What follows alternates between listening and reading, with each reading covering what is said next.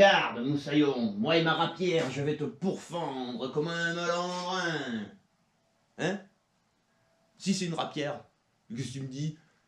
Ben, bien sûr que c'est une rapière, tout le monde dit que c'est une rapière. Bon là c'est une épée de duel, oui effectivement, début 20e siècle. Mais ça ressemble à une rapière, tout le monde appelle ça des rapières maintenant. C'est pas une rapière. Bon, ok. Mais ça ressemble à quoi une rapière alors? Et ça, c'est l'objet de l'enquête d'aujourd'hui.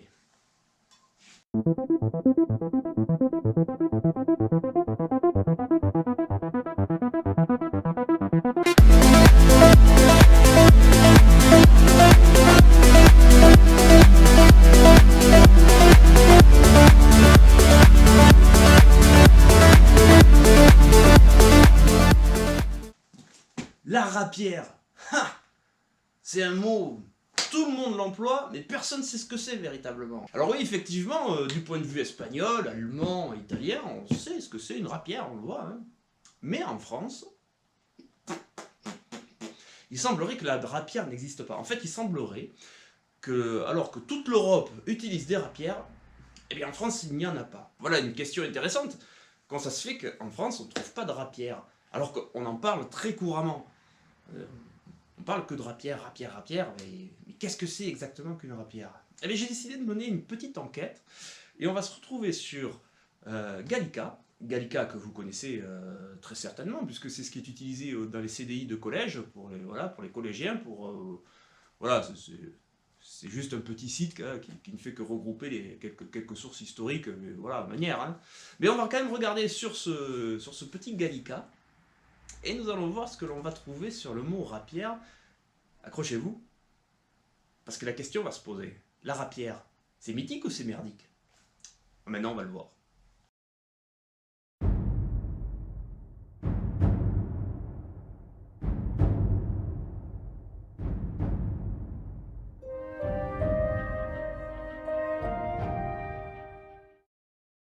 Bien, mais pour commencer notre enquête, on va commencer par le plus facilement accessible. On va commencer donc par Google et on va taper le mot rapière, définition du mot rapière, et nous allons voir la définition que va nous donner Wikipédia. Alors, pour Wikipédia, la rapière est une épée longue et fine, à la garde élaborée, à la lame flexible, destinée essentiellement au coup d'estoc. Alors une lame flexible destinée au coup d'estoc, ça va pas. Enfin bon, voilà. Alors, le coup d'estoc, c'est un coup de pointe. Pour rappel, le mot estoc, ça désigne essentiellement, et nous le verrons dans d'autres vidéos, ça désigne une arme en particulier. Continuons. La rapière, même si elle n'est pas faite pour trancher un homme en deux, est affûtée et peut causer de sérieuses entailles si un coup à la volée atteint l'adversaire. Seules les épées de cour, bon, on sait que ça veut rien dire, encore une stupidité, et certaines grandes épées de guerre du 15e ou 16e siècle ont des lames uniquement destinées à l'estoc. Lames qui sont d'ailleurs de section ronde, carrée, triangulaire ou de toute autre forme qui la prive de tranchant. Donc voilà donc la première définition qu'on peut trouver la plus accessible. Ensuite, on nous dit que c'est une arme très courante entre la fin du 15e et la fin du 17e siècle. Pour mieux situer dans le temps et comprendre l'apparition de la rapière, il convient de se pencher un peu sur son ancêtre, l'épée de taille et d'estoc. Une épée quoi. Elle apparaît tout d'abord dans sa forme la plus basique, en Espagne, dans la seconde moitié du XVe siècle sous le nom d'espada ropera, et consistait en une épée à la lame plus légère, à la garde plus élaborée, et plus ornée qui pouvait donc se porter à la cour. Autour de cette arme, les Espagnols développèrent un système de combat très efficace fondé sur des cercles, une vision de l'espace et des attaques en pointe très mathématiques, techniques longtemps tenues secrètes. L'arme fut importée en Italie à la fin du XVe siècle, mais pas son maniement. Alors, à partir des systèmes de combat médiévaux, de Dei Liberi et Vadi, des maîtres d'armes italiens de Bologne tels qu'Antonio Manciolino et Achille Marozzo développèrent à leur tour une nouvelle école d'escrime. Moi, je vous laisserai lire le lien au fur et à mesure, qui va donc vous décrire un petit peu tout ça. Alors, ce qu'on peut voir déjà, c'est qu'il y a une origine espagnole, avec le nom viendrait de Espada Ropera. La deuxième source sur laquelle nous allons travailler est un livre qui s'appelle Les épées portées en France des origines à nos jours, par Jean Lost, aux éditions du Portail, et donc effectivement il parle des rapières, à la page 88, chapitre 1, les rapières, et je vais vous lire un petit peu l'article, ça risque d'être un peu long, mais on est obligé de passer par là. On nomme en général rapières des épées à lame fine et longue dont on usait du 15e au 17e siècle. Si ce terme continue à être utilisé de nos jours, il semble qu'il subit une éclipse à la fin du 15e siècle. En effet, M. Charles rappelle que dans ses discours sur le duel, Brantôme, relatant le combat d'Azevedo et de Sainte-Croix à Ferrare en 1512, après avoir écrit que le prieur de Messine vint porter 2 rapières bien tranchantes, s'empresse d'ajouter « J'userai ainsi de ces mots du temps passé pour suivre le texte ». Mais le mot rapière définissant bien une catégorie d'épée restera en usage. M. Mendron écrit « Dès la première moitié du XVe siècle, les armes blanches, les armes de défense du corps ont atteint la perfection. L'acier forgé des lames et des gardes d'épée est ouvré avec un art dont nos meilleurs forgerons n'ont point conservé le secret. » On est en 1890 quand il dit ça. Toutes ces armes brillent par la beauté de leur forme et par leur extrême simplicité. Mais cette simplicité ne durera pas longtemps. Pour perfectionner le système de protection de la main, la garde va se compliquer, complication à laquelle va s'ajouter la fantaisie ou le sens artistique des forgeurs et fourbisseurs. On donne dans les figures 128 à 135 quelques types repères de cette évolution. Elles montrent qu'avec les rapières, on va assister à la création des padanes, à l'amorce de l'arc de jointure, à la naissance des gardes en plateau ou en bol. Devenu l'accessoire indispensable et exclusif du gentilhomme, le port en étant interdit aux manants et aux habitants des villes par arrêté royal, la rapière devient une arme d'apparat tout en restant une arme de combat. Au XVIe siècle, les rapières sont enjolivées, d'autant plus que son propriétaire est de haut rang. Les montures sont en acier doré, décorées de fils d'argent selon la technique du damasquinage, pratiquée au début par les seuls Italiens. Ce damasquinage se fait par martelage de fils ou de plaques de métaux précieux. Pour faciliter l'adhérence du décor, on utilise la technique azzimia, qui consiste à rainurer l'acier avant d'appliquer les décors. Cette technique très en vogue sera appliquée par les fourbisseurs parisiens vers 1570. Non content de posséder les rapières les plus belles et les plus chères, les duellistes eurent une idée originale, les parfumer, et le parfum retenu par le velours du fourreau diffusé lentement. Ces duellistes soutenaient que l'agréable senteur, véritable talisman, les aidait à diriger leur rapière sur l'endroit le plus sensible de leur adversaire et que sa mort était fort heureusement donnée par une si belle épée. Il n'en reste pas moins que les rapières n'ont pas que des adeptes. Élisabeth, reine d'Angleterre, est effrayée par ces armes redoutables dont la lame pouvait dépasser 1,30 m. Aussi, en 1571, considérant que ces épées sont une offense à la vue et un danger pour la vie de ses sujets, elle décide de faire surveiller les porteurs de rapières et en punition, ces gardes devaient couper les fraises et briser les lames de telle sorte que leur longueur ne dépasse pas 1 yard, soit 91,4 cm. Mais cette mesure ne semble pas avoir été appliquée pendant longtemps en Grande-Bretagne et ne fut pas adoptée dans d'autres pays européens. À la fin du XVIe siècle, Egerton Castle, dans son ouvrage intitulé L'escrime et les escrimeurs, écrit « Si nous voulons trouver une vraie défense, nous devons chercher où elle est, dans l'emploi de la courte épée, et non dans le maniement des longues rapières et des poignards, bons tout au plus à embrocher des grenouilles. La forme de la lame des rapières indique nettement qu'elle est faite pour frapper d'estoc. Pour la tenue en main, le bas de la lame n'est pas affûté, ce qui permet de passer de part et d'autre l'index et le médium, alors que les 3 autres doigts se replient sur la fusée. Ce dispositif d'origine italienne prend le nom de ricasso. Très intéressant tout ça. Moi personnellement, ce que je remarque, c'est que j'ai pas retrouvé actuellement dans les traités français l'idée de passer le doigt par-dessus la garde dans la forme avec le ricasso, de mettre les doigts sur la lame en fait. Pour le moment, je l'ai vu nulle part dans ce que j'ai lu, ce que j'ai pu lire, peut-être que je me trompe. Peut-être que j'ai pas lu ce qu'il fallait, mais pour le moment, de ce que j'ai lu, c'est pas une tradition française de mettre les doigts comme ceci sur la plus vieille épée que j'ai actuellement d'origine. On a un padane, mais clairement les doigts ne vont pas sur la lame, quoi. Donc je sais pas, là j'ai pas assez de connaissances pour le moment, mais c'est vrai que j'ai pas vu de choses comme ça.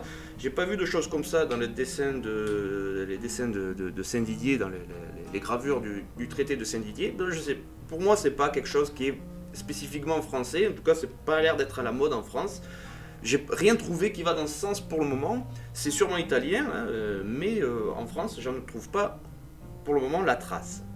En tout cas, ce qu'on peut s'apercevoir, c'est que ça reste une lame qui est excessivement longue et à une main, qui se joue principalement de pointe, et qui n'est pas flexible, parce que c'est stupide d'avoir une lame flexible quand on veut faire de la pointe. C'est le problème de Wikipédia. J'ai continué l'article, il y a vraiment de grosses erreurs dans l'article, faut vraiment faire attention, et faut vraiment faire attention à ce qui est écrit quand même. On peut pas se fier à tout, on peut pas se fier à tout de base, mais Wikipédia encore moins, et surtout sur ce genre de sujet un peu pointu.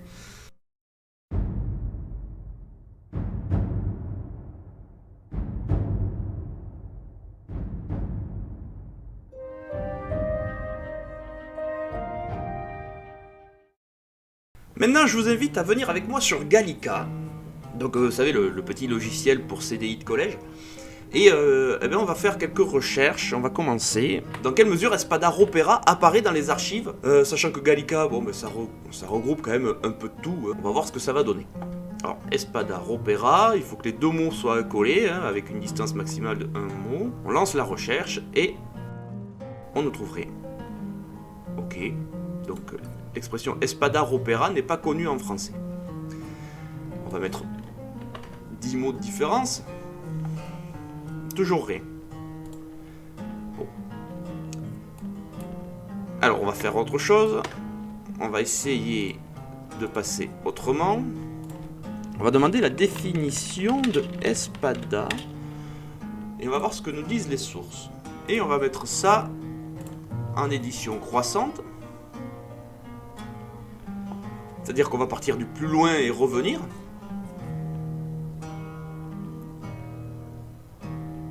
Alors là, on a bien des textes espagnols qui ressortent. Alors ça, c'est amusant, ça. Parce que lorsque je tape Espada, on a bien des textes espagnols qui ressortent. Mais Espada Opera, quand on les cherche ensemble, n'apparaissent pas. Ça, c'est étonnant, ça. Pour des gens... donc là, on est au 17e siècle. Donc dans une période qui est censée connaître l'utilisation de la rapière, sous son nom d'Espada Opera. Espada Opera, le terme en lui-même, n'existe pas pour les contemporains de l'Espada Opera. C'est quelque chose qui, je trouve, devrait un petit peu attirer notre curiosité. Alors, ouais, je continue à chercher. Donc on a bien des sources espagnoles qui arrivent, quand on cherche sur Gallica, mais ça veut dire que quand on tape vraiment Espada Opera, on n'a rien qui arrive. Bien, maintenant on va essayer de savoir d'où vient le mot opéra. Si on l'a pas trouvé, dans Gallica, peut-être qu'on va trouver autre chose. Et là, j'ai trouvé quelque chose, effectivement, sur un site espagnol qui vend des rapières.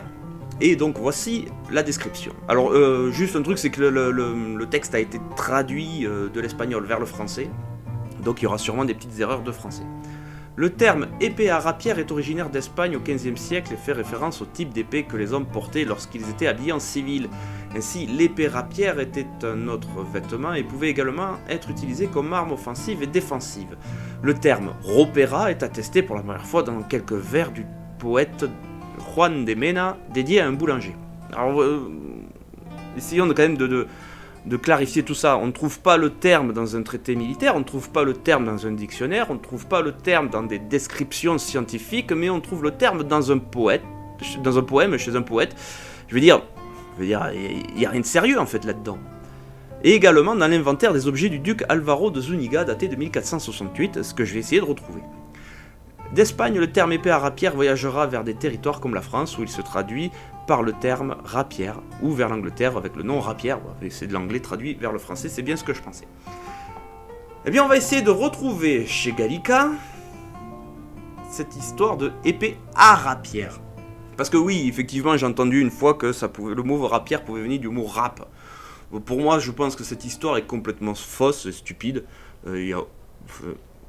Et je crois en plus ça venait du fait que parce que la poignée de la rapière ressemble à la poignée d'une râpe. Mais c'est débile parce que tout ressemble à une poignée de râpe à partir du moment où tu as besoin d'une poignée.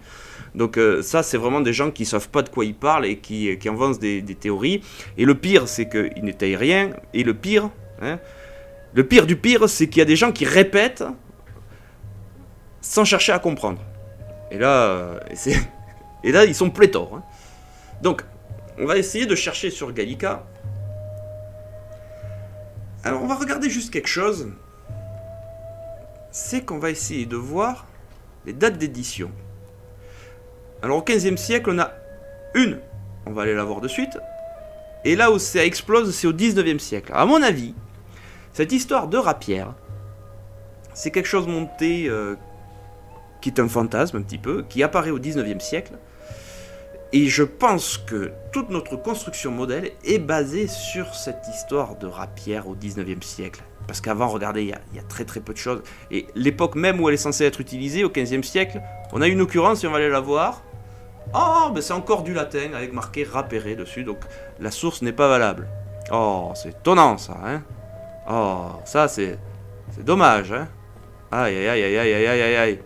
Ben maintenant, on va aller voir sur les autres dates d'édition. Allez, 17 sources au 16e. Oh, du latin, du latin. Oh, oh, ben il n'y a rien qui correspond. Oh, oh. Ah, rapier. Mais ça vient aussi... ben c'est pas du français non plus. Oh, quel dommage. Quel dommage. Épée à rapière ne veut rien dire non plus. Ah, si, on a une occurrence. Là. Qu'est-ce que c'est que ça? C'est une gravure qui est commentée. Alors c'est écrit rapière parce qu'ils ont pensé que c'était des rapières. Mais il n'y a rien qui pourrait dire que c'est une rapière puisque faut voir la source d'origine déjà. Ça c'est pas une rapière, hein, on va dire, à mon sens c'est une belle épée. C'est une belle épée d'ornement, on pourrait dire. Avec une garde très travaillée, très riche. Mais ça n'a rien à voir avec la rapière.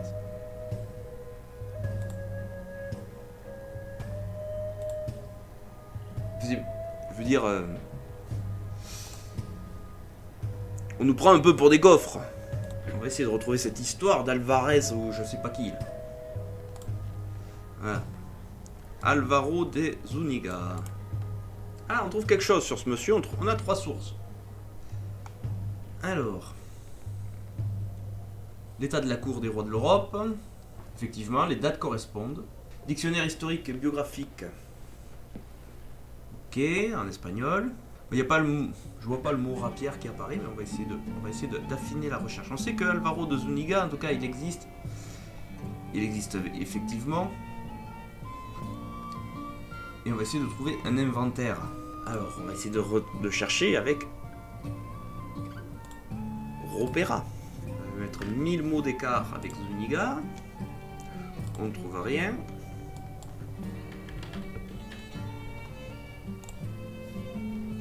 On ne trouve rien.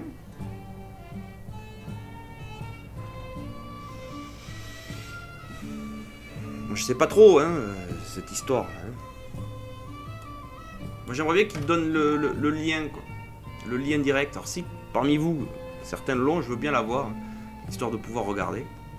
On va essayer de voir autre chose. On va faire inventaire. À 100 mots de Zúñiga.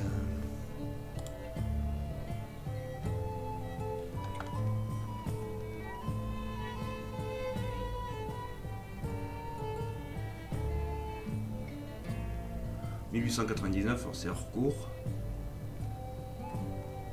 Moi je trouve rien. Donc si vous trouvez, n'hésitez pas à me le dire. Je ferai une mise à jour. Mais cette histoire d'inventaire, pour le moment, j'ai pas de source. On a aucune source en fait. Donc ce qui est affirmé sans preuve, peut-être réfuté sans preuve.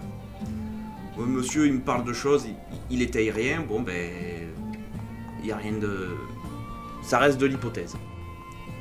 Et une fois n'est pas coutume. Si, bien sûr. C'est Superfab qui vient m'apporter de l'aide, car il a réussi à trouver le poème. Alors, le poème, en fait, on n'est pas certain qu'il ait été écrit par celui dont on dit qu'il a été écrit, puisque c'est une supposition, en fait. Donc, on part d'un poème dont on suppose qu'il a été écrit par Juan de Mena, à propos d'une épée de robe, sauf que on ne trouve, enfin j'ai pas réussi à trouver, alors voilà, je suis pas infaillible, d'accord, mais je n'ai pas trouvé, et Fabien n'a pas trouvé non plus, dans des dictionnaires d'époque, espada ropera. Par contre, ce qu'on s'aperçoit, c'est que le terme va particulièrement bien quand il s'agit de faire des rimes. Et donc vous allez voir affiché à l'écran, donc la partie où le mot, il est employé qu'une fois en plus, hein. Le mot apparaît, ropera, et ça correspond juste à une rime, hein, et puis rien de plus. C'est-à-dire, toute l'histoire de la rapière est basée sur de la tartufferie, sur du saltimbanque. Il n'y a rien de scientifique dans toute cette histoire, c'est de l'arnaque complète. C'est une mystification, une de plus, hein. Et puis Alexandre Dumas fera aussi beaucoup de mal, hein, mais Alexandre Dumas, c'est un artiste, c'est un saltimbanque lui aussi, et il va mystifier avec ses histoires de rapières et de mousquetaires, alors que l'on sait pertinemment que les mousquetaires ne portent pas de rapières. Les mousquetaires sont d'abord des porteurs de mousquets, pas des porteurs de rapières. Et ça, nous allons voir un peu plus tard, quelle est réellement la signification d'être un porteur de rapières. Mais en tout cas, c'est évident maintenant, toute cette histoire est une tartufferie. Espada de ropera, ça ne veut rien dire. Tout comme épée de cour ne voulait rien dire, ou spada del lato, épée de côté, ça ne veut rien dire. Tout ça, c'est du blabla de collectionneur, c'est du blabla d'artiste, c'est du blabla mercantile pour pouvoir définir des choses afin de mieux les vendre. Mais ça n'a rien de martial. Et vraiment, à partir de là, je veux dire... Si vraiment je me trompe dans ma démonstration, je veux prouvez-moi que ce que je apporte comme élément est faux, et montrez-moi que je me trompe. Montrez-le-moi. Avec des choses un peu plus tangibles que des on-dit, ou juste faire confiance à des gens qui ont dit que parce qu'ils ont vu un jour... enfin voilà. Sinon, il n'y a rien de scientifique. Hein. Vraiment, il n'y a rien de scientifique. Bien, c'est la fin de ce premier épisode qui est déjà assez long, hein. L'enquête va durer sur beaucoup plus de temps, parce que tout simplement il y a beaucoup de choses à dire. J'espère que ce prémisse vous aura plu et vous aura appris des choses. Et rendez-vous donc pour la prochaine partie sur l'enquête de la rapière, une arme mythique ou merdique. Moi je commence à me faire une idée. Allez, entraînez-vous bien, amusez-vous bien, et à la prochaine.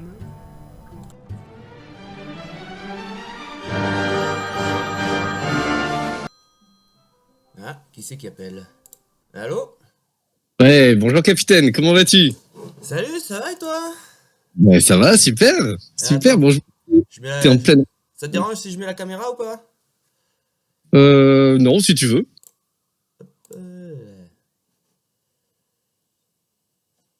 Ok, impec. Bon alors, comment ça va? Bah, ça va très bien, et toi? Bon, ouais, je continue encore à faire mon enquête là, tu sais, que je t'avais parlé. Ah, mais t'es dans les recherches jusqu'au cou, là. J'arrête pas.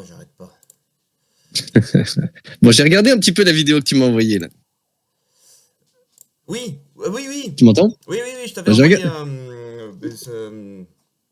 c'est vrai que c'est encore en travail, hein, j'ai pas fini, mais je voulais avoir peut-être un petit peu ton avis un peu sur tout ça, parce que c'est vrai que c'est un peu compliqué. Bah alors, dis-moi, explique-moi un petit peu, là, c'est quoi cette histoire de Gallica, de collégien, là, j'ai pas bien compris, là. Ah oui. C'est une connerie, en fait. C'est parce qu'en fait, je sais pas si tu te souviens, j'avais fait une vidéo, un moment où j'essayais d'expliquer les épées à la française.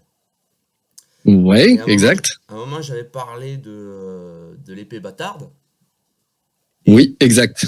Et puis il y a un mec là, je sais plus son nom, je crois que son pseudo c'est Mobilette ou je sais plus quoi. Et le gars, il se posait en sachant, tu vois, et il commence à me dire ouais, l'épée bâtarde, c'est un truc de, ça vient de Donjons et Dragons, tout ça, gna gna gna gna. Et je trouvais ça étonnant, mais je crois que je t'en avais parlé à un moment. Oui, tout à fait. Et je me souviens de ça. Sur Gallica et j'avais cherché, tu vois, j'avais regardé, et le mot épée bâtarde, c'est très très vieux dans la langue française, hein, sous le nom de bastarde. Et en fait, dans l'œuvre Gargantua, ouais. Je crois que c'est Rabelais qui fait l'œuvre Gargantua. Oui, tout à fait. Il nomme clairement l'épée bâtarde dans le répertoire des armes de Gargantua. Oui, donc ça date pas d'hier. Ou alors, où Rabelais a inventé Donjons et Dragons, Ou, ou l'autre, je sais pas s'il est historien ou je sais pas s'il se prend pour un historien, j'en sais rien. Ah, peut-être, ouais, Et peut-être, je sais pas. bon, manque de bol, c'est toujours pareil, quoi. Et les gars, leur bouche, quoi. Puis au final, une fois que tu les mets devant le fait accompli, ben, Ouais. la pirouette, c'était de dire que Gallica, c'était l'équivalent du CDI de collégien, quoi. Oui, bah alors c'est un peu dommage quand même parce que tu vois là je suis sur la page de garde du site Gallica en ce moment même alors qu'on est en train de se parler et si je lis juste la description de Gallica donc sur le site officiel, Gallica est la bibliothèque numérique de la BNF, donc la Bibliothèque nationale de France et de ses partenaires, donc ça veut dire toutes les bibliothèques et les archives de France.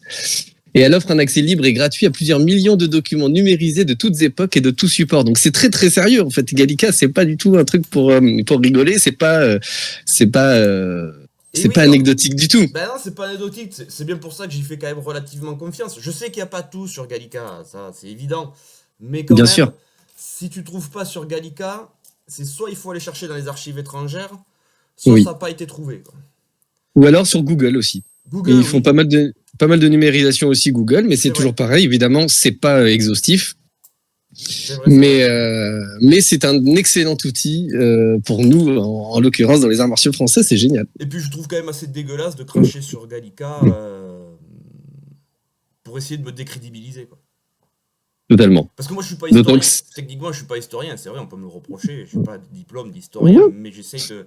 Ben souvent quand j'ai un doute, je viens de voir quand même. Parce que toi quand même, après, on va dire que c'est pas parce qu'on est t'as un C'est pas CV parce quand même. qu'on est. Oui, mais après, c'est pas parce qu'on n'est pas historien qu'on peut pas faire de recherche. Donc, c'est ça qui est intéressant avec ta démarche aussi. Moi, c'est pour ça que j'aime bien regarder tes vidéos. Parce que c'est vrai que tu n'as pas la formation d'historien, mais ça, c'est pas grave. Tu as une autre vision, justement. Tu vois les choses peut-être d'un autre œil. Et c'est ça qui est très intéressant. Tu vois. Et de fait, j'ai fait une blague à la con pour montrer, voilà, quand je vais sur Gallica, c'est le truc du CDI, du collégien, tu vois, c'est tout, quoi. Après, effectivement, les gens comprendront pas forcément, mais c'est pas à eux que c'est C'est pas destiné, grave. quoi. Oui, c'est Par, pas destiné, effectivement. par contre, et là, par contre, je suis très sérieux, comme le dit un grand historien, en cherchant sur Gallica, j'ai trouvé des trucs rigolos. Ah oui. Alors, c'est rigolo, mais justement, on va parler de rapière. Hein. Exactement. C'est très rigolo. Ah, c'est vachement rigolo, ouais. Justement, c'est vachement rigolo parce que c'est vrai que finalement, la rapière, moi, je trouve que dans ta vidéo, on voit bien que ça repose sur pas grand-chose finalement. Qu'est-ce que t'en penses? Ah ben ça repose sur rien. Bah ouais, il y a pas mal de mystification là-dedans. Il y a un fantasme. Et tu vois, alors qu'on est en train de discuter, et je suis tombé sur un ouvrage qu'il faut absolument que je lise, qui s'appelle L'escrime au théâtre, rapière et dague de Georges Dubois. Donc Georges Dubois, c'était un maître d'armes de la fin du 19e, si je dis pas de bêtises, et qui était un spécialiste, effectivement, en particulier de la reconstitution. C'était les premiers reconstituteurs historiques d'escrime au 19e siècle, avec Maître Lacaze. Même, on pourrait dire. Et les premiers aimachistes, exactement, ils étaient très très calés sur l'aspect historique. Et son ouvrage se base sur la rapière et la dague pour le théâtre. Pour le théâtre. Et voilà. oui, c'est ce que j'ai... Alors, c'est pas encore dans la vidéo, parce que voilà, je vais faire mon enquête sur la rapière sur plusieurs étapes. Là, je me suis concentré sur la vision purement espagnole, autant que possible, mais... Dans la prochaine vidéo, Oui. vous verrez, j'ai trouvé, mais c'est pas 10 liens que j'ai trouvé, mais c'est des dizaines de liens de Gallica où le mot rapière est utilisé en tant qu'arme de théâtre. Oui, bien sûr. Mais ça me surprend pas. Très très peu de liens descriptifs en termes de l'objet en lui-même.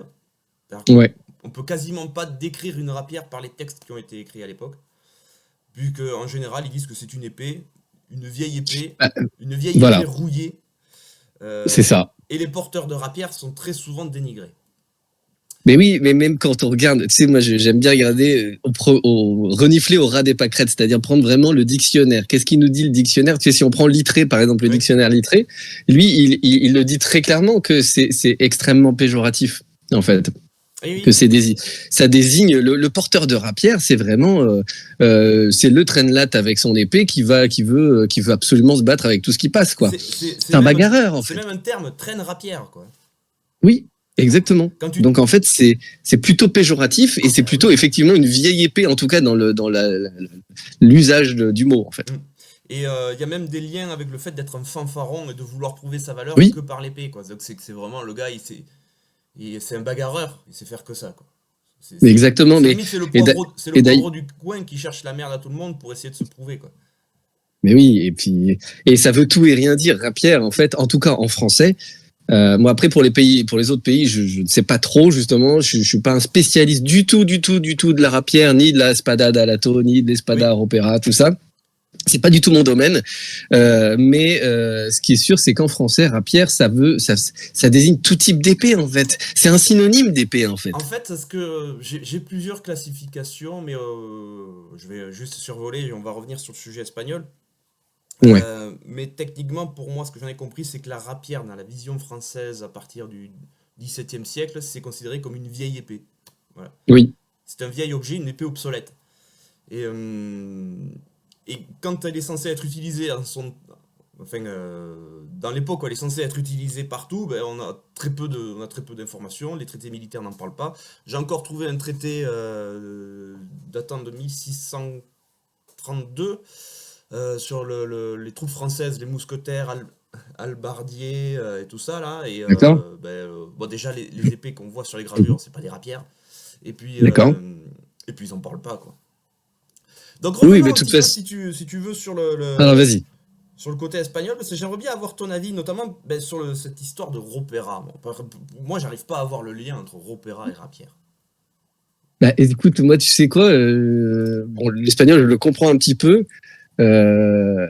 Donc tout simplement en regardant dans le dictionnaire, encore une fois, quelque chose de très basique, mais ropera, est-ce que ça existe déjà ce terme? Ça, moi, je suis pas du tout espagnophone, je ne parle pas du tout la langue à part quelques insultes, et donc là effectivement moi je suis vite bloqué par rapport à ça. Eh ben écoute, moi ropera, pour moi ça n'existe pas. Ropera en espagnol. Donc, tu vois, si tout simplement je vais sur Google Traduction et que je tape ropera, on va voir si ça me trouve quelque chose, hein, on va faire détecter la langue. Bah, tu vois, c'est même pas cohérent parce qu'il me dit en français, ça veut dire finir. Mais si tu tapes ropero, par contre, ropero, ça existe en espagnol. Ropero, c'est une armoire. Okay. C'est une armoire, mais dans le sens de garde-robe, si tu veux. L'épée de même là, si on pouvait dire une épée de garde-robe, c'est pas super glorieux, quoi. Non, mais en fait c'est ropa, je crois. Ropa, ça veut dire vêtement, en habit, vêtement en espagnol. Et bon, je pense que effectivement, ropera, ça a l'air de venir de là. Donc une épée de tenue, une épée d'habit, une épée de robe, comme on l'appelle, comme on veut après. Hein. Mais voilà ce que ça veut dire en somme. Des habits d'épée. Ah, ou des habits d'épée. Alors là, je ne saurais le dire. L'autre jour, là, j'ai trouvé, en cherchant, et puis au moment, je suis tombé sur des gravures publicitaires qui datent qui sont des années 1600 et quelques, donc on est dans le 17e. Je te jure, c'est de la réclame pour des habits d'épée pour l'été. Pour la tenue d'été, quoi. Et il est marqué en bas, vous pouvez trouver ces vêtements je sais plus quoi, à Paris. Et c'est vraiment, sur Gallica, hein, c'est écrit, tu tapes habits d'espée. Et tu verras, il y a 5-6 gravures où tu vois des mecs habillés, dessinés, hein, et ils portent une épée, effectivement. Et ce sont des vêtements pour porter l'épée. Alors, c'est fou, bah, je connais pas. Et je connaissais même pas l'expression, tu vois, habit d'épée. Alors, espada ropera, habit d'épée. Est-ce qu'il peut y avoir une similitude dans le sens? Est-ce que le sens espada ropera a-t-il été bien compris à la base? Ouais, je sais pas. Je sais pas. Je parle pas espagnol, mais est-ce qu'il peut y avoir des inversions de mots dans la phrase? C'est-à-dire, tu mets en premier un mot pour qualifier quelque chose, tu vois, des inversions un peu dans ce sens-là. Ça, je sais pas si c'est possible. Alors en anglais, oui, bien sûr, on sait qu'en anglais ça se fait. L'adjectif se met souvent devant le nom, mais en espagnol, par contre, je sais pas du tout. Ça, honnêtement, je suis pas compétent en matière de langue. Ça, c'est clair. Mais ce qui est sûr, c'est que ropera, en tout cas, moi, personnellement, je ne trouve strictement rien. J'ai regardé dans des dictionnaires anciens aussi. J'ai regardé dans un dictionnaire ancien de espagnol français. J'ai pas trouvé Ropera. J'ai trouvé Ropa aussi, oui, bien sûr, mais absolument pas Ropera déjà. Ben, Donc ça, c'est assez inquiétant quand même. comme tu Déjà. l'as vu, tu as pu le voir dans la vidéo, c'est que j'ai même fait des tests Espada Ropera sur Gallica. Et Oui. on trouve rien. Mais non, il y a rien. Mais quand je mets Espada, on trouve des choses. Donc Gallica ne refuse pas les sources espagnoles. Oui. Alors moi, ce qui m'embête un petit peu, je te cache pas, c'est que quand on regarde les descriptions de l'Espada Ropera aujourd'hui dans les articles, que ce soit sur Wikipédia ou autre, ou même des sites d'AMHE ou autres, quand ils te décrivent la rapière, ils te disent que Espada Ropera, c'était le terme utilisé à l'époque pour désigner désigner ce genre d'épée. Mais sauf qu'en fait, on ne trouve rien en fait. Alors on trouve, comme j'avais trouvé la piste là du poème de Ménard, enfin qui est donné à Ménard. Oui. Et l'inventaire fait un inventaire qui est fait, ouais. Mais déjà le premier c'est un poème, c'est pas un traité d'armes, donc ça n'a pas de valeur martiale. C'est vrai. Et on connaît. Il faudrait que je lise le poème en français pour savoir de quoi ça parle, parce que s'il faut, ça n'a rien à voir, quoi. Je veux dire. Et le deuxième, c'est un inventaire, donc c'est un inventaire fait par une personne, un fonctionnaire, on va dire, ouais. Qui n'a pas forcément la science des armes. Effectivement, c'est vrai.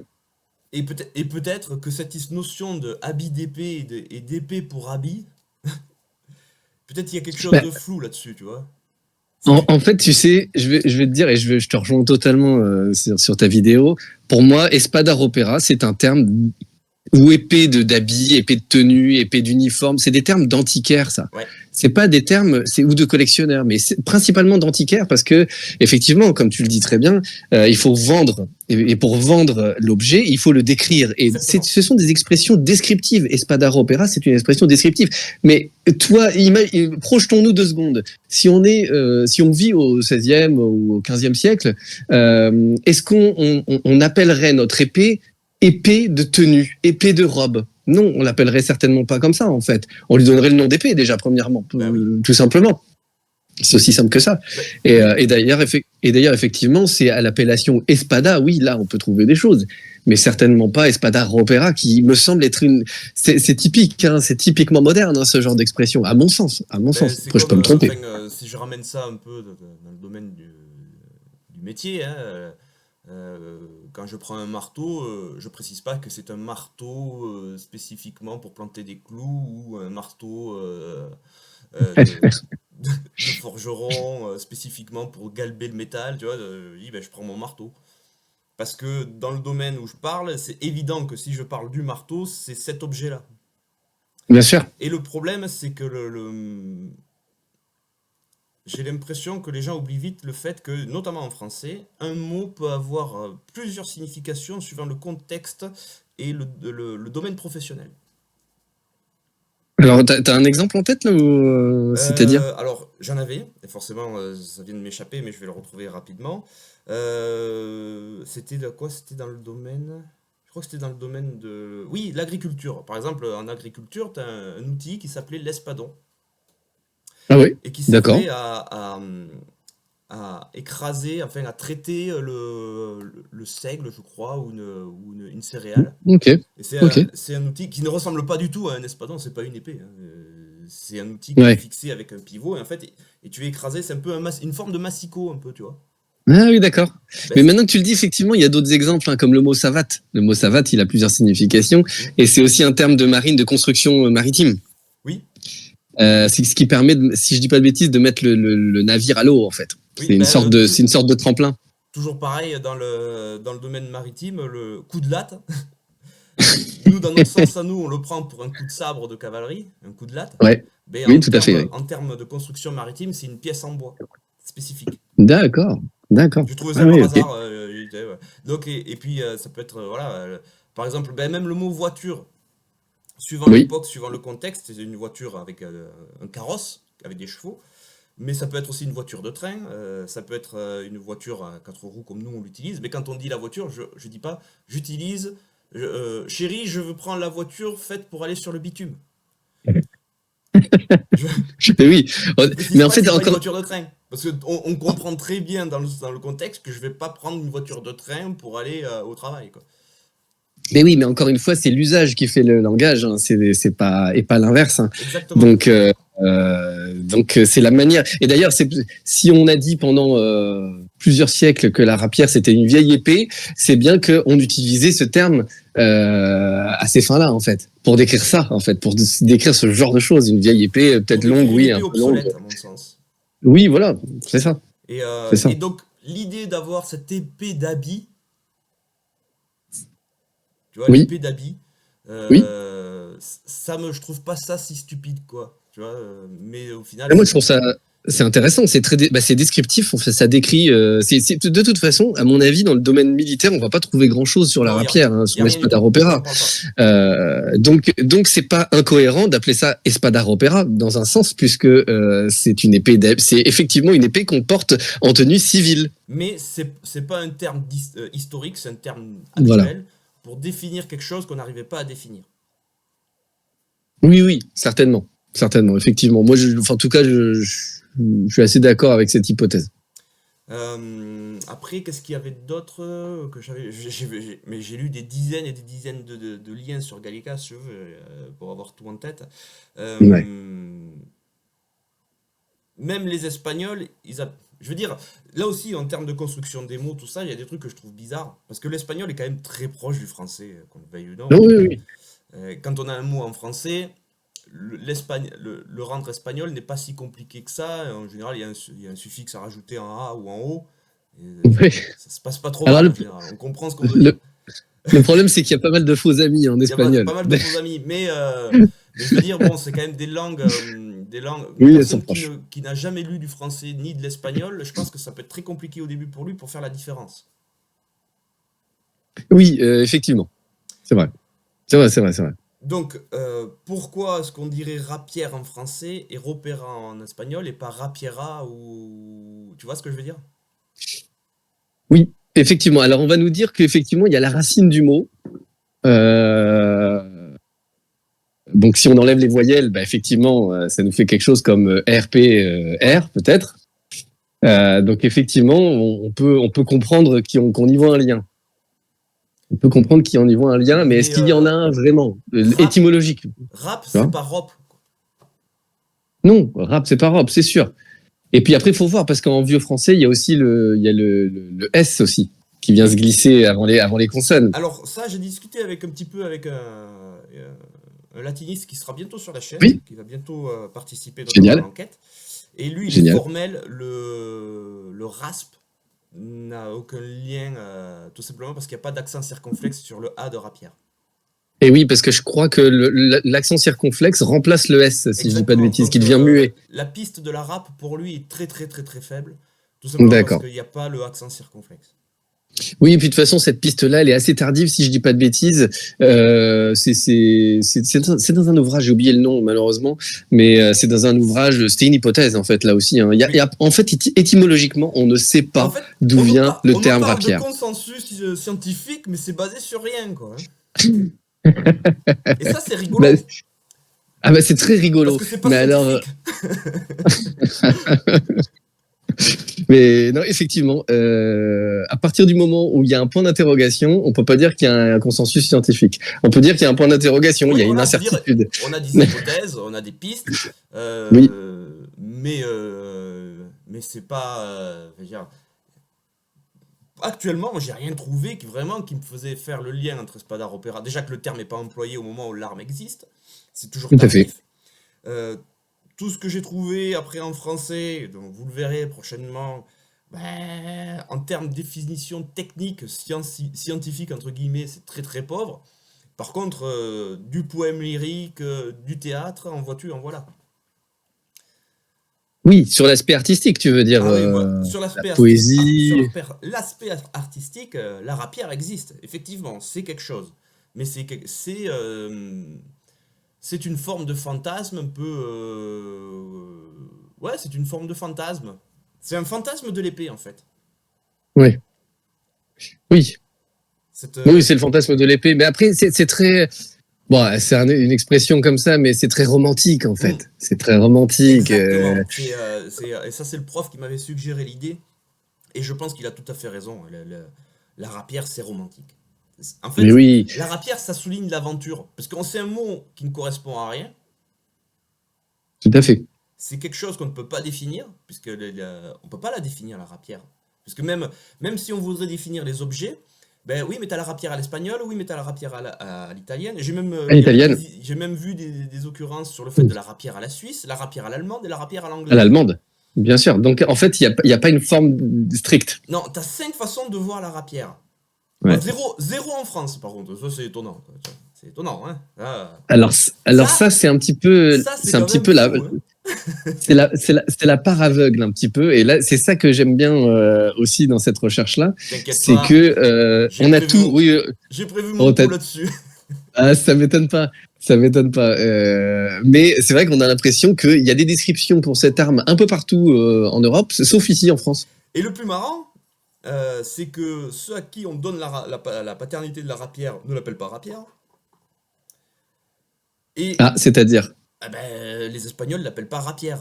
Ah oui, non, Alors, les Espagnols, effectivement. et les Italiens, alors, franchement, là, tu m'as interrompu, j'étais en train de faire des petites recherches là. Ah, J'ai trouvé un dictionnaire français-italien. ouais. Et attends, je vais essayer de te lire ça. Hop. Dictionnaire italien et français édité en 1663. Bon, ça va, on est encore à peu près. On est un peu tardif, mais ça va quoi. Oui, oui, oui. Alors, qu'est-ce qu'il te Et dit? il dit Draghinesta, c'est une rapière, une épée. Donc en italien, ils disent Draghinesta. Tiens, c'est étonnant, j'ai jamais entendu parler de ça, tu vois. C'est pour ça que j'ai vu ça, j'ai dit qu'est-ce que c'est que cette histoire encore? Ouais, alors là, encore une fois, les sources alors là, pareil, les sources italiennes, je les connais pas du tout, l'escrime Et oui. bolognaise, etc. Ouais, Bolognaise ou Draghinesia, c'est le bolognaise. terme, ouais, là, je lis mieux là. Draghinesia, rapière, épée. C'est un Ouais. dictionnaire italien de 1663. Quoi. Hmm. Et si tu tapes, enfin, est-ce que tu trouves tout ce qui est spada d'Alato Oh bah là, je suis sur alors, Gallica, tu vois, ça va être très rapide. Hein. Je vais faire une ouais. recherche avancée. Ça va être très très très très rapide. Spada Parce que là aussi, d'Alato. Alors je mets 10 mots d'écart tu sais, entre Spada et Lato au oui, cas où, tu vois, on sait jamais. au cas où, ouais, tout à fait. Et on trouve rien. Mais rien. Aucun Hmm. document ne correspond au terme de recherche spécifié. C'est-à-dire que même le terme Spada d'Alato, c'est de la fumisterie. Bah, Tu voudrais moi, je dire veux, qu'on a strictement rien? C'est étonnant quand moi, je même. veux dire quand même, à un moment, hein, pour des gens qui sont spécialistes du sujet, Hmm. qui emploient des termes qui n'ont rien de scientifique, quoi. Et qui n'ont rien d'historique, en fait. Qui ne veulent Hmm. rien dire dans le temps dans l'époque contemporaine de l'utilisation de l'objet. C'est comme si on utilisait train grande vitesse pour dire les diligences, tu vois. Ce serait problématique. Bah, c'est ce qu'on appelle un anachronisme en Ah histoire, ben donc tout ouais, simplement. mais pour moi il y a un gros, il y a une, enfin, je sais pas, je suis un ignorant, moi, mais je veux dire, il y a un gros problème de méthodologie. Oui, effectivement, il y a un souci avec les appellations. En effet, c'est clair. Ça me semble assez évident. Il y a aussi cette histoire, tu sais, qui dit que l'Espada Opera aurait été importé donc en Italie, mais pas son maniement. C'est ce que j'ai lu aussi. Mais pas son maniement, qui aurait expliqué que des maîtres italiens auraient créé un nouveau maniement pour cette arme, et ensuite il serait parti à la cour du roi de France, à la cour d'Angleterre, etc., etc. Là aussi, je m'étonne. Je m'étonne aussi, mais peut-être que je me trompe. Après tout, je n'y connais rien, mais je m'étonne que les Espagnols, avec leur escrime géométrique et mathématique, n'aient pas eu plus d'audience en fait. Ben, en fait, j'ai même l'impression qu'ils n'ont pas eu d'audience du tout. Bah oui, c'est clair, Ben, c'est clair. je dirais même, si en escrime olympique, les mots et les ordres sont en français, c'est Oui. que les autres, ils faisaient pas le poids. C'est pas pour rien. C'est pas pour rien. Parce que des duellistes italiens, il y en avait beaucoup. Ah, il y en a une chute. Il y en a énormément et ils étaient très très très efficaces quand on part sur le 19e siècle. C'était très très fort. C'est une des grandes nations de toute façon de l'escrime. Hein. Donc c'est vrai que c'est surprenant que ce soit le français qui soit resté, encore une fois. Et de même que les armes utilisées, comme le fleuret par exemple, c'est bien. Alors maintenant, il y a les poignées ergonomiques, tout ça, très sportives. Mais à la base, c'est la poignée droite, et la poignée droite, c'est la poignée à la française. Donc encore une fois, il y a beaucoup d'éléments pour dire que c'est très surprenant quand même. Et même, tu vois, j'ai bien envie de discuter de l'objet en lui-même, notamment des épées à l'espagnol, parce que techniquement, l'épée espagnole, ce que j'ai trouvé en description dans les sources françaises, c'est qu'ils appellent ça l'épée à l'espagnol. Oui, Et oui, oui. en fait, pour l'époque, je pense que dire c'est une épée espagnole, tout le monde sait ce que c'est. C'est une épée avec une protection, une très bonne protection au final, puisque la tasse ou le bol, hein, c'est quand même bien pensé. C'est littéralement la fusion entre une boucle et une épée, hein. Oui, ouais, totalement. Un arceau C'est pour clair. protéger les doigts, des quillons qui débordent légèrement du bol sûrement pour avoir des jeux de saisie ou de blocage. Bon, l'arme en elle-même, elle est jolie, elle a une belle gueule, Ah oui, c'est beau, c'est une belle arme. clairement. Mais Clairement. dans le style français, de tout ce que j'ai pu voir, ça ne correspond pas du tout au style français. Donc, et on n'en retrouve pas des rapières comme ça en France. Moi, dans ce que j'ai trouvé en gravure, j'en trouve pas. C'est vraiment spécifique aux Espagnols. C'est culturel aux Espagnols, même, je dirais. Oui, certainement. Et puis aux Italiens, du coup, mais sous une autre forme. Oui, et les Allemands sous une autre forme. Et surtout, il y a Exactement. cette histoire d'utiliser le ricasso en mettant les doigts dedans. Et là aussi, moi, je trouve pas dans les sources françaises, les traités français, à aucun moment ils parlent de mettre les doigts sur la lame par devant la garde, quoi. Effectivement, j'ai jamais lu ça non plus. Et pourtant, des traités, on en a lu un paquet. Hein, Ouais, ouais, on a eu un paquet. je Donc pense là que aussi, culturellement, on peut pas dire que par consensus scientifique, tu vois, on peut pas dire que l'escrime espagnole, italienne ou allemande est applicable à la française par consensus. Tout simplement pourquoi? Parce que c'est pas le même maniement, c'est pas la même saisie de l'arme. Et même, ouais. on pourrait même dire que oui, mais il y a les maîtres italiens qui ont amené l'escrime en France à la Renaissance. Oui, parce que si tu veux, les Français sont allés en Bah oui. Italie, ils ont mis des raclés aux Italiens, mais on sait pas comment en fait. Ils étaient pas bons, ils étaient pas bons aux armes, ils savaient pas se battre, mais ils ont quand même réussi à y aller. Tu vois, c'est quand même fou, hein. Et,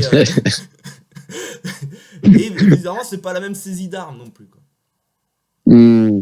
C'est quand même étonnant cette histoire. Ouais, Hein. il y a des trucs, c'est pas cohérent, quoi. C'est pas cohérent. Mais moi, ce qui m'embête un petit peu dans cette histoire aussi, au-delà de l'aspect des termes, au-delà des termes, c'est que du jour au lendemain, on nous sort que la rapière et et son maniement seraient importés, mais il y a absolument pas, il y aurait pas de tradition française en fait. Il y a Ouais. rien. En fait, si on écoute le consensus justement, eh ben il y a rien avant. Ah ben, Alors qu'on sait très bien que dans les guerres d'Italie notamment, il y a quand même des combattants hors pair. Hein. Donc si je dis pas de bêtises, dans les guerres d'Italie, il y a Bayard quand même. c'est pareil.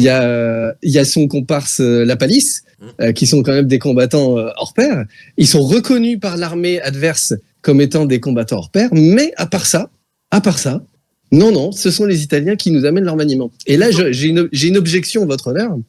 C'est que quand on nous dit qu'il y a des maîtres d'armes italiens qui sont venus en France, ok, très bien, ok, c'est factuel, il y en a des maîtres d'armes italiens qui sont venus en France.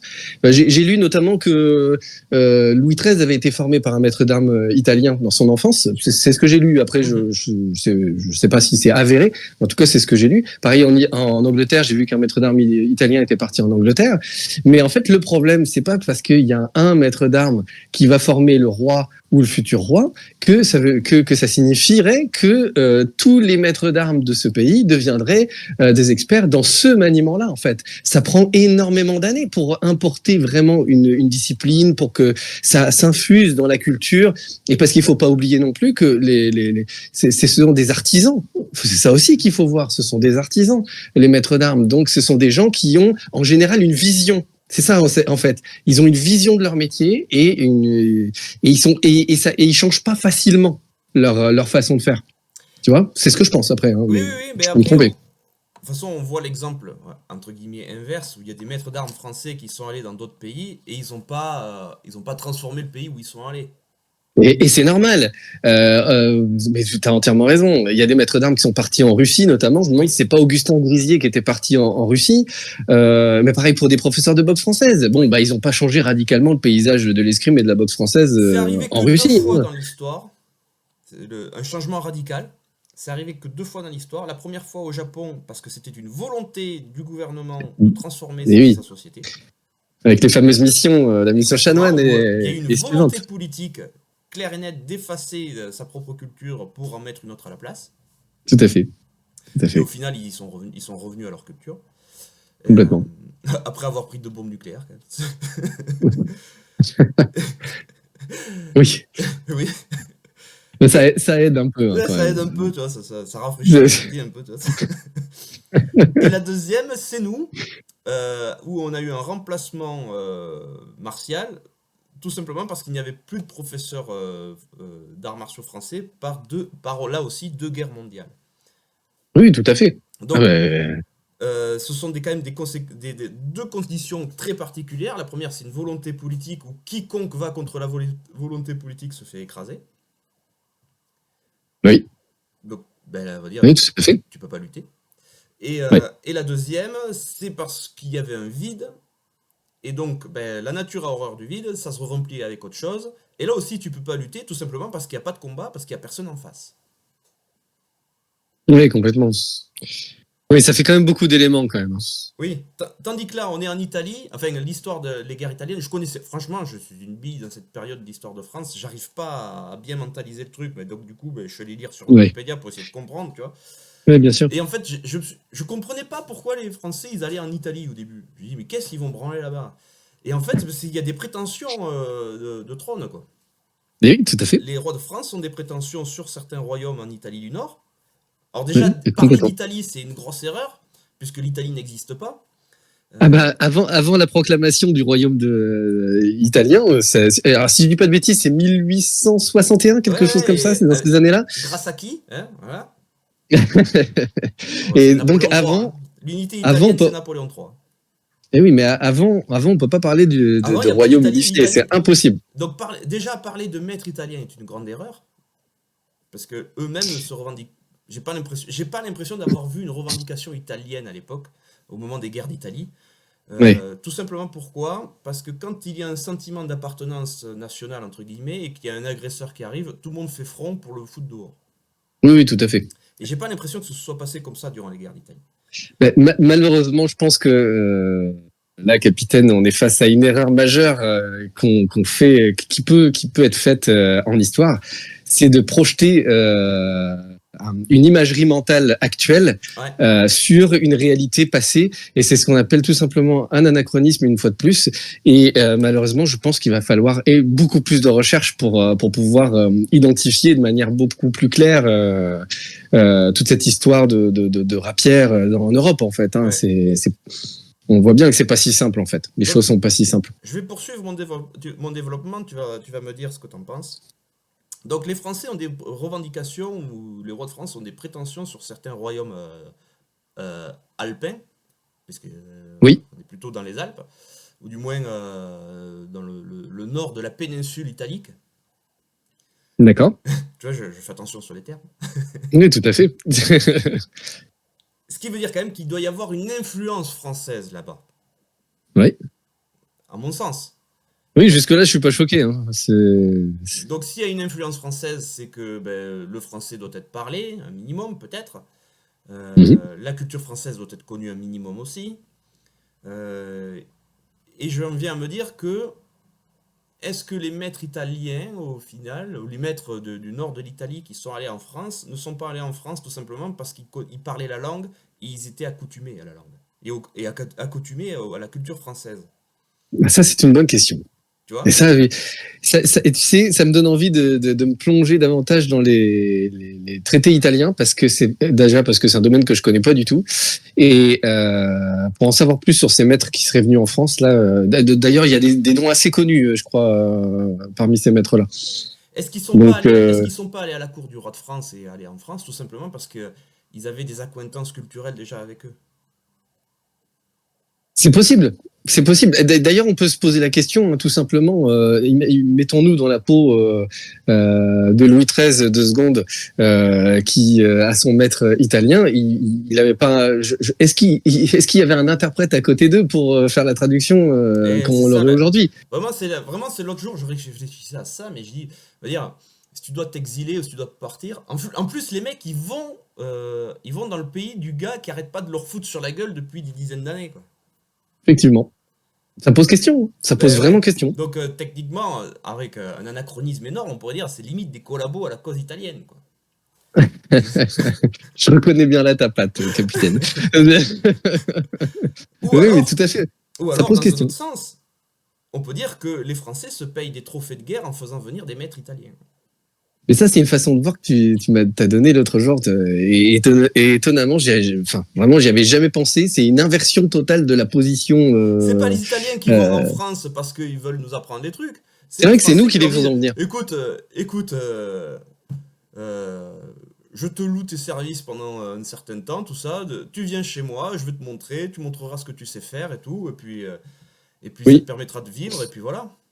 Parce que, Par ailleurs, c'est pas n'importe qui fait venir ce genre de personnes. C'est comme Léonard de Vinci. C'est pas n'importe qui a fait venir Léonard de Vinci. C'est non, le roi. c'est clair, hein. Donc là aussi, ça pose question. Parce qu'il y a la cour du roi. Je pense que les mecs, faut les rincer pour qu'ils viennent un peu. Ou alors ils sont contraints, mais s'ils sont contraints, ils vont rien montrer. Moi, je commence vraiment à me poser la question de savoir si c'est pas les Français qui se payent le luxe, littéralement, de faire venir des artistes, des gens de la haute société, des royaumes avec qui ils sont plus ou moins à coquiner, plus ou moins en guerre, et avec qui ils ont des liens, avec qui ils se comprennent en fait. C'est très intéressant ce que tu dis, et ça me fait... Ouais, juste je finis. Vas-y. J'ai du mal à comprendre, par exemple, on va prendre un cas très très compliqué, voilà. On va prendre des pays inexistants. Il y en a un qui se fait envahir par l'autre. T'as une fuite des cerveaux. Hein, c'est les gars, ils n'ont pas forcément envie de vivre sous la coupe d'un pays étranger.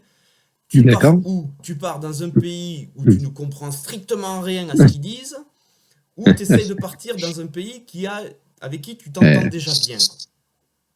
Ouais, moi j'ai ma réponse déjà. Hein. C'est clair, présenté comme ça, moi je partirais dans un pays qui a une proximité de langage déjà, parce que le langage c'est quand même... Là demain, je partirais pas vivre en Thaïlande par exemple, parce que je ne comprends pas un mot de thaïlandais, ils parlent pas anglais, etc., etc. Donc c'est compliqué. Déjà le langage c'est élémentaire, c'est primordial. Pour ma part, moi si je devais m'exiler, ce serait ou l'Angleterre, parce que je parle assez bien anglais, je sais que j'ai les capacités de me débrouiller en anglais. C'est ça. Je partirais pas en Espagne parce que je parle pas un mot d'espagnol. Et ça me prendrait... Mais c'est vrai, ça me prendrait énormément de temps. En plus, c'est pas j'ai pas d'acquaintance culturelle avec l'Espagne. Et pourtant, je suis né à Perpignan, tu vois, mais j'ai pas d'acquaintance avec l'Espagne. J'ai plus d'acquaintance avec les Anglais. Ou alors, ce serait la Pologne. Alors, je parle pas polonais, mais ma femme est polonaise. Donc, bien sûr. Moi, mon vecteur d'intégration serait plus facile. Oui, il y a un minimum d'acquaintance, effectivement. Ouais.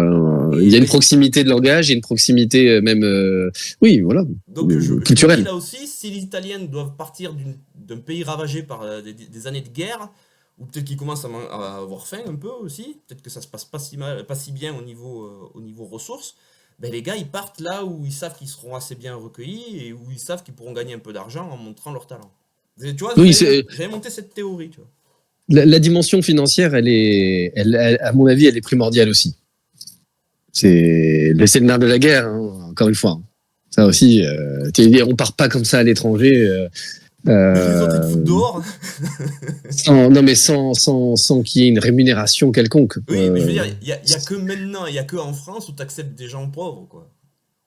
Ils t'apportent rien. Non, mais c'est vrai. Effectivement. À l'époque, t'as une armée de gueux qui débarquent, tu les fous dehors, quoi, parce qu'ils vont te... vu qu'ils ont pas de boulot, s'il faut, t'as déjà des problèmes de ravitaillement pour ta propre population. T'as un millier de gars qui débarquent, non, il faut qu'ils dégagent, quoi, sinon ça va finir en guerre civile. Complètement. Mais moi, ce qui m'intéresse dans ton hypothèse là, c'est que il faut renverser un petit peu sa façon de penser. Et ça me fait penser à la mentalité qu'on a en France globalement depuis la Seconde Guerre mondiale, où il s'agit toujours de dévaloriser. La France serait la grande perdante de manière générale militairement, alors qu'on sait que c'est le contraire, qu'on a gagné énormément de batailles dans l'histoire de France. Et il y a toujours ce mécanisme d'inversion, de dévalorisation définition, Oui. et peut-être bien qu'il faut appliquer le sens, cette théorie, il faut l'appliquer aussi, peut-être bien, à l'escrime à la rapière, hein, peut-être bien. C'est très intéressant, ça. Tu Oui, vois. alors j'ai remarqué aussi qu'en termes, les termes, les mots eux-mêmes d'escrime, les Français n'ont inventé aucun mot en escrime. Ça vient toujours de l'italien. Ah oui, c'est vrai. Et là, on a encore eu, C'est vrai, c'est vrai. on a encore eu la preuve par un grand historien hein, qui explique des mots français par le fait que ça vient de l'italien. Mais, je veux dire, au moment, elle est où la preuve, quoi? Bah, c'est-à-dire que c'est pas parce que deux mots se ressemblent que, donc un en français et un en italien, que l'un procède de l'autre. Oui, ou peut-être Ça veut rien dire. que les deux se sont créés en même temps, tout simplement Mais parce bien que sûr. entre le français et l'italien, il y a une liaison qui s'appelle l'occitan, parce que l'Occitanie, ça va jusque dans les Alpes.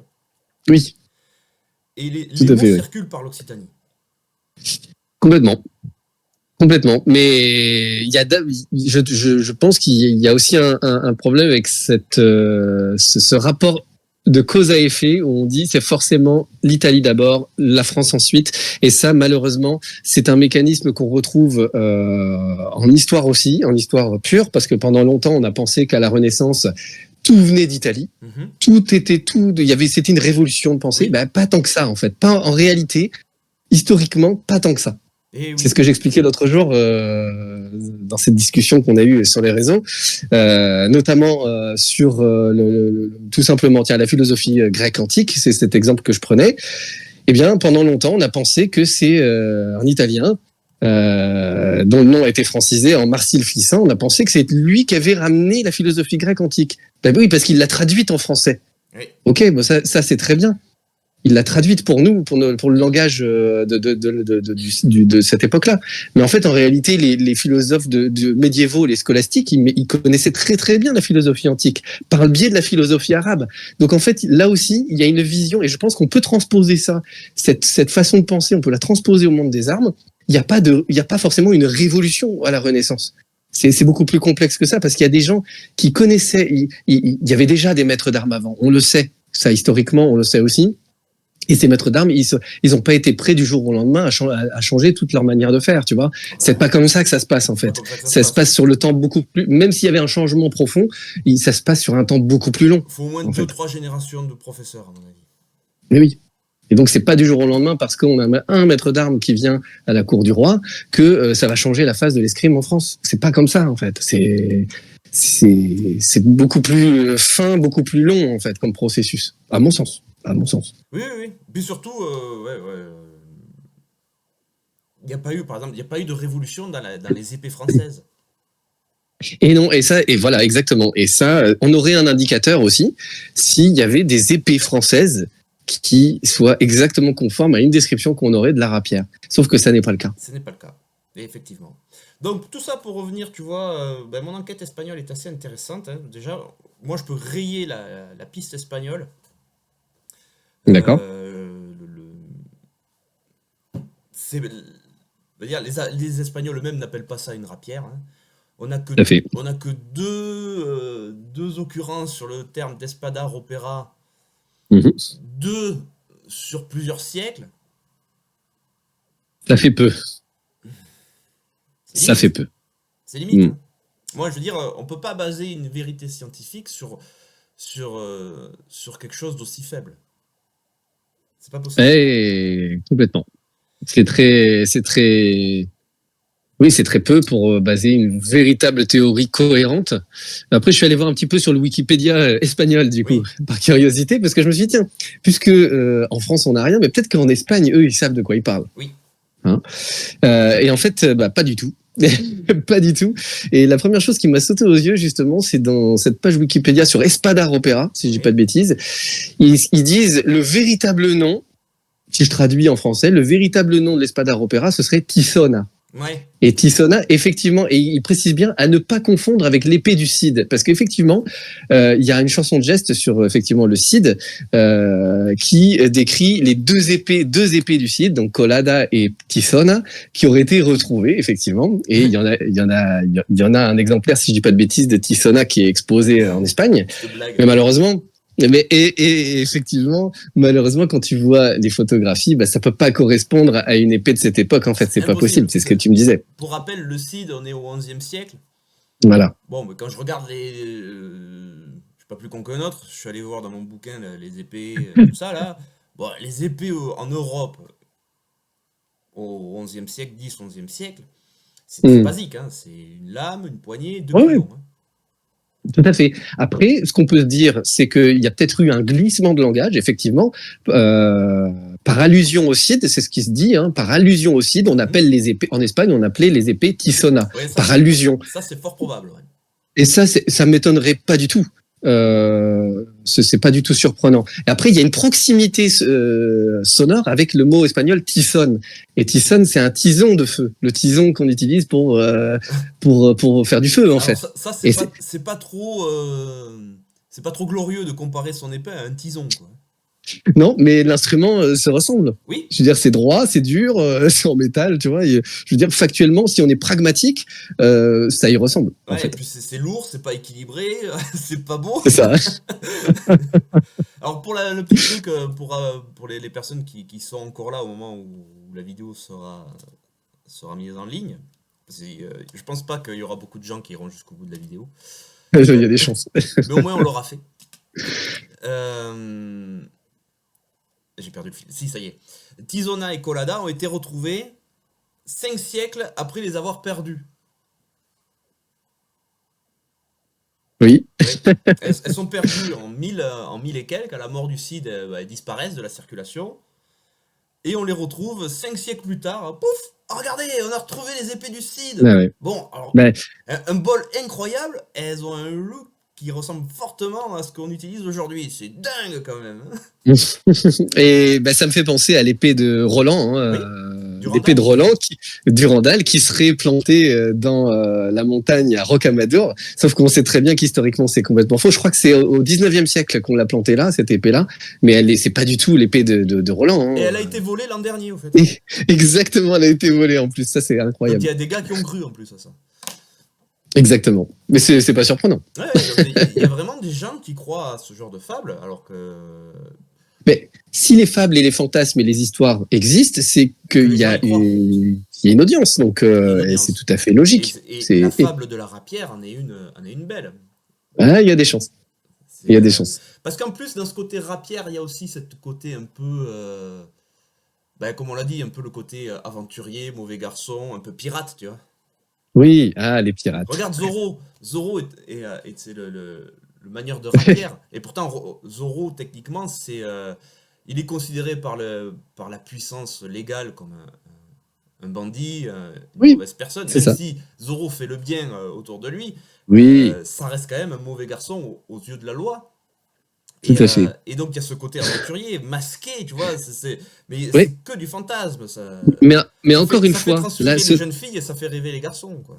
mais encore une fois, tous ces mythes de l'homme masqué, le vengeur masqué, tout ça, ça vient du 19e siècle, du Et début oui. du 19e siècle, et notamment un des premiers, je pense. On peut considérer comme un des premiers super-héros, on va dire, vengeurs, etc. C'est le Comte de Monte-Cristo. Or, le Comte de Monte-Cristo, ça a bien été écrit par Alexandre Dumas sur une supposée histoire vraie, un fait divers qui se serait passé en France, sauf que ce fait divers aurait été créé de toutes pièces par Auguste Maquet, qui était donc le co-auteur du Comte de Monte-Cristo. Donc encore une fois, il y a tout ça, et le Comte de Monte-Cristo a donné lieu à énormément de mythes du 19e siècle.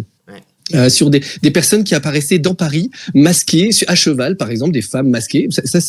On le voit très bien dans l'ouvrage sur les super-héros français de Xavier Fournier. Et effectivement, c'est un fantasme. C'est un fantasme qui est né au 19e siècle, au début du 19e siècle, et qui a donné lieu à énormément de mythes. Et alors ce qui est amusant, on va revenir, on va pas durer 10 ans non plus, il faut t'as des trucs à faire aussi. C'est que on nous reproche, nous, chercheurs de vérité en AMF, qu'on donne trop de crédit au 19e siècle. Oui. Mais à côté de ça, la rapière, elle a son heure de gloire, c'est le 19e siècle. Et bien sûr. Et bien sûr, et notamment dans le monde de la reconstitution, tout ce qui est violer le duc, Oui. voilà, il y a une part énorme de violer le duc aussi dans cette histoire. Mais c'est en plus, ce sont des scientifiques de cette époque qui sont extrêmement décriés aujourd'hui. Et malheureusement, c'est dommage que le consensus scientifique justement ne prenne pas en compte. En fait, c'est un peu quand ça les arrange. En fait, Oui, tu vois, c'est c'est là un où je petit peu voulais en quand les venir, c'est que quand il s'agit de dénigrer notre travail, bon ben ouais, mais parce que le 19e siècle c'est de la merde. Mais quand oui. il s'agit de faire de la rapière, ben là le 19e siècle, il n'y a aucun problème, quoi. Bon, la vérité, il faut quand même le dire, c'est que à partir du moment où on vous dit arts martiaux français, ça pose problème à un certain nombre de personnes. Et c'est pour ça qu'on a cette levée de bouclier, puisqu'on l'a eu initialement à la création de l'Amicale des arts martiaux français, on l'a eu cette levée de bouclier d'une certaine communauté qui a dit qu'à partir du moment où on mettait le mot français, c'était suspect parce que ça pourrait être nationaliste, voire c'était d'office nationaliste. Oui, oui. Or, on démontre bien dans notre quotidien sur Discord, sur notre présence sur les réseaux sociaux, que on est tout sauf des nationalistes fermés, butés en fait. Alors oui, on aime notre pays, bien évidemment, c'est normal, il n'y a pas de problème là-dessus. Tout à fait, de manière tout à fait élémentaire, j'ai envie de dire.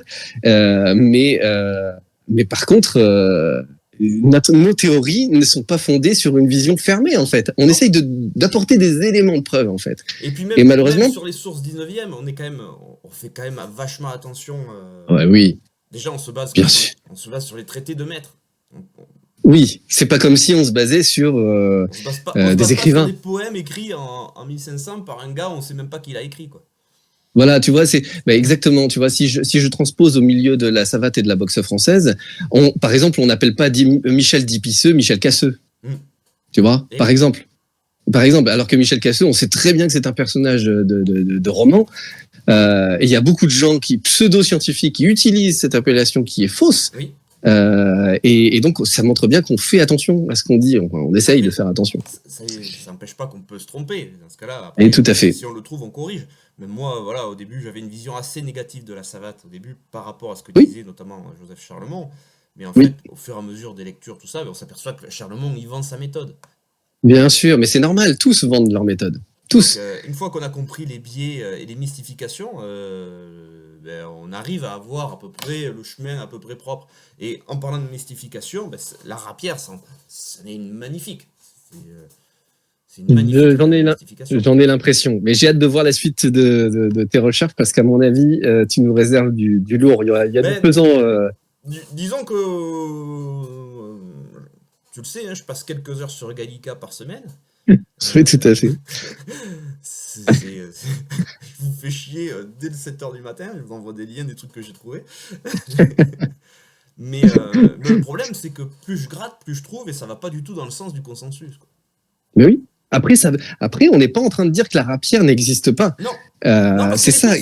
L'épée espagnole, elle est avérée, elle est décrite comme étant espagnole par les Français, elle est utilisée en Espagne, donc l'épée espagnole, c'est une vérité.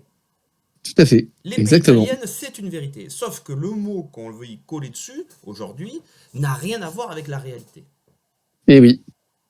Et c'est ça aussi qui est intéressant, c'est de se baser sur l'objet qui existait à cette époque-là et pas seulement une idée que nous, on a a posteriori. Quel est l'objet initial? Et je pense que c'est ça aussi l'objet de ta recherche. Quel est cet objet? Et il y a une part aveugle en France, on ne sait pas à quoi ça correspond. Et je pense que tu as dû trouver, à mon avis. Donc, c'est clair, j'ai trouvé. Pour finir, par rapport à la Verdadera Destreza, Oui. j'avais cru comprendre qu'elle s'était considérée comme la pierre fondatrice de l'escrime à un moment. Enfin, que ça avait une place monumentale. Ben, là aussi, je ne suis pas persuadé, quoi. Alors c'est quelque chose que j'aimais, qui m'intéressait beaucoup avant que je commence les arts martiaux français, donc il y a plus de 17 ans. Et malheureusement à cette époque il y avait très très peu de choses et on n'avait pas accès à la source de Jerónimo de Carranza, si je dis pas de bêtises, qui a écrit ce premier ouvrage sur cette escrime géométrique en fait. Mais en fait il y a toute une aura de mystère aussi derrière, autour de tout ça. Et ça c'est pas par hasard encore une fois. cette escrime, elle est presque occulte Oui. par sa géométrie et son côté hyper scientifique. Il y a quelque chose d'un petit peu hermétique autour de ça, en fait. Hermétique vraiment dans le sens presque, j'ai presque envie de te dire dans le sens historique du terme. C'est-à-dire vraiment l'hermétisme, ça fait référence à un courant très spécifique et c'est très mystérieux. Il y a une aura autour de ça et j'avais pas accès aux sources et là maintenant on a accès aux sources. Donc ça c'est ça qui est génial et on va pouvoir se plonger là-dedans aussi. Oui, oui. Mais voilà. J'ai quand même la sensation que c'était quand même un peu. C'est resté un peu confidentiel, la Verdadera. Et au final, je pense que la période où elle se pratique le plus, c'est aujourd'hui, quoi. C'est bien possible, effectivement. Vraiment, hein. Effectivement. Bah oui, parce qu'il y a des la période où elle se pratique le plus, c'est aujourd'hui. Parce qu'à l'époque, c'est impossible. Je dis ça avec mes mots à moi. C'est impossible qu'un traité d'armes aussi complexe s'adresse à de la troupe. Oui, Et complètement. s'adresse à de la population civile de ma classe moyenne. Oui, mais je suis entièrement d'accord. Une grande maîtrise de la lecture, une grande maîtrise de ça. Non, et la plupart des gens qui se battent en duel, ce sont pas des gens qui sont forcément des spécialistes de l'escrime, en fait. Ce sont des gens qui veulent venger leur honneur, défendre leur honneur, et ça va pas plus loin que ça. Donc, ce sont pas des passionnés comme nous, on pourrait l'être, par exemple, aujourd'hui. Ou des gens qui encore sont une fois. passionnés par la Verdadera, hein. Alors oui, il y a ça aussi. Oui, tout à fait. Mais est-ce que les personnes de l'époque ont le temps de se plonger dans une pratique si complexe? Honnêtement, j'ai des doutes. Bah, si c'est J'ai un des sport, doutes. oui. Oui, tout à fait, oui. Si c'est un sport, si c'est comme l'épée longue allemande de Joachim Meyer, parce que Oui. l'épée longue de Oui. Joachim Meyer, c'est du sport, hein, c'est pas un art martial. Tout à fait. Bah, si c'est considéré comme un sport, c'est tout à fait possible, mais c'est un sport de luxe. Complètement. Bah, déjà, il faut se payer les armes, Oui, c'est il ça. faut se payer les protections. Et oui. Et puis, il faut se plonger dans ces lectures et dans cette maîtrise qui est bien mystérieuse et scientifique. Il faut la comprendre. Donc, il faut la comprendre, faut passer du temps. En fait, c'est énormément de temps. C'est pas du tout anecdotique, ça. Et puis, à Pas du tout l'époque, anecdotique. il n'y a pas le masque d'escrime, hein. Et non, effectivement, il n'a pas été inventé encore. Donc, Tout à fait. même en soi, la pratique devait être très polissée pour pas se blesser, hein. Oui. Dans la retenue, Ouais. je dirais. Oui, polissé dans le Beaucoup sens, de- voilà, vraiment, on fait très attention. Une hyper retenue. On va pas forcément vite. Et pareil, pour l'épée longue de Meyer, moi je suis de moins en moins convaincu que les mecs, ils allaient à la même intensité que ce qu'on a aujourd'hui. C'est, pour moi, Oui. c'est impossible. Ah oui, mais là, encore une fois, aujourd'hui, on est bardé d'équipements, donc ça biaise complètement le raisonnement. Ça veut pas dire que c'est mal, hein, on a le Ouais, droit oui, de c'est autre chose. faire ça. Mais c'est autre chose, c'est effectivement. Et déjà, surtout, c'est pas historique. Il y en a Non, c'est une nouvelle discipline. Ouais. Alors que j'avais vu, il y a quelques années de ça, une vidéo d'un club qui voulait pratiquer l'épée longue de Meyer dans les habits d'époque. Mhm. Déjà, ils travaillaient beaucoup plus lentement. Et oui. Les gestes étaient beaucoup plus beaux, par contre. Mhm. Ils se donnaient le temps de bien faire. Alors, il y avait eu une petite levée de bouclier de certains disant que c'était dangereux, tout ça. Ça, je peux comprendre, hein. Mais au final, ceux qui faisaient comme ça, déjà en utilisant les vêtements de l'époque, en considérant qu'il n'y a pas de protection au visage, et que celui qui blesse paye, Oui, bah ça apporte beaucoup plus de retenue, on fait beaucoup plus attention. et donc tu peux développer un jeu beaucoup plus joli. C'est vrai. Plus sur la gestuelle, basée peut-être, oui, effectivement, sur le geste bien fait, Tu peux te permettre de etc., faire des etc. enroulements, des mouvements, des choses comme ça, tout simplement parce que tu as le temps Bien sûr. d'agir. Et quand on regarde, je vais reprendre un exemple très récent, c'est l'escrime artistique. Pour avoir fait de l'escrime sportive en cercle d'escrime, quand on faisait de l'escrime artistique, c'était sans aucune protection. Oui. Sans aucune exactement, protection. Et ça ne pose, c'est très bien que tu soulèves aucun ça. problème. C'est très bien que tu soulèves ça parce qu'au final, les gars de l'escrime artistique sont plus proches de la réalité historique par rapport à Meyer que les compétitions sportives. Je le pense. Effectivement. Je le pense. Et ça rejoint Tout un à peu fait. l'idée qu'avait donnée le prof que la Verdadera Destreza était plus à concevoir comme un échange, voire une danse martiale, entre guillemets, Mhm. ou du moins Ouais. un échange martial, que comme un art du combat en soi. Oui. C'est une théorie très intéressante. Parce que pareil, on nous dit que la rapière est une arme pour l'autodéfense. Je suis désolé, une épée qui fait 1 mètre en ville, pour se retrouver comme un con à pas pouvoir sortir son arme parce qu'il y a de la foule, il n'y a rien de mieux, quoi. Oui. Tu peux pas faire de moulinet avec, tu peux faire que de la pointe. Mais on te dit en même temps, oui, mais la rapière c'est une arme flexible pour utiliser des stocks. Ben non, c'est pas possible. Si elle est flexible, tu peux pas l'utiliser de pointe, ça marche pas. Non, effectivement, une arme trop flexible, même dans la classification Dogshot, là, j'ai regardé un petit peu, et les lames trop flexibles ne sont pas appropriées pour les Mais stocks. non, ça marche pas. Donc, Donc, si tu veux, et c'est logique. Et c'est logique, il suffit même dans d'avoir la un tout petit peu d'expérience. même dans la description des sachants, si tu veux, ça marche pas, quoi. Tout à fait. Tout à fait. Donc, non, moi, et de plus en plus, j'apporte de plus en plus de crédit à la voix artistique, effectivement. Ouais, moi, je pense que de plus en plus. Et souviens-toi, je t'avais envoyé un lien d'un combat à l'épée et au bouclier en rythme avec de la musique. Ah oui, exact. Une source, si je dis pas de Ouais. bêtises. Et Ça devait être de la musique baroque, si je dis pas de bêtises. Et tout à fait. Exactement. et je crois qu'on est en plein dans cette période en plus. Oui. Oui, je crois que c'était 16e siècle, si je dis pas de Ouais. bêtises. Faudrait qu'on retrouve la source. Et on Effectivement. a donc bien un combat armé, Oui. mais de spectacle. En musique, tout à fait. Tout à fait. Ouais, complètement. Bon, Enfin, bah voilà. écoute, je pense qu'on a fait le Donc, on a tour fait le du tour, ouais, sujet exactement. pour le moment. Pour le moment, pour cette première partie. Bon, bah, moi, en tout cas, je reste droit dans mes bottes. Pour moi, Espada Opera ne veut rien dire dans son sens auquel on l'entend aujourd'hui. Oui. Ça n'a aucune Tout à fait. réalité linguistique espagnole au niveau des contemporains de l'arme. Hmm. L'épée espagnole, la meilleure façon de la décrire, c'est de dire que c'est une épée à l'espagnol.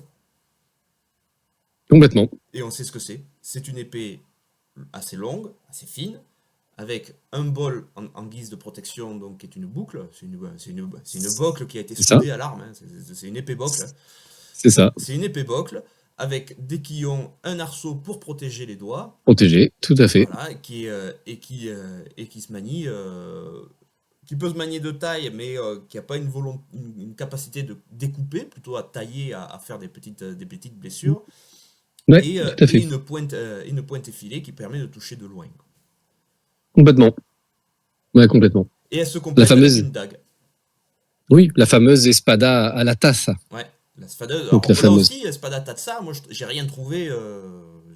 Sur Ouais. Ça n'existe pas à l'époque. Ça, c'est un terme de collectionneur.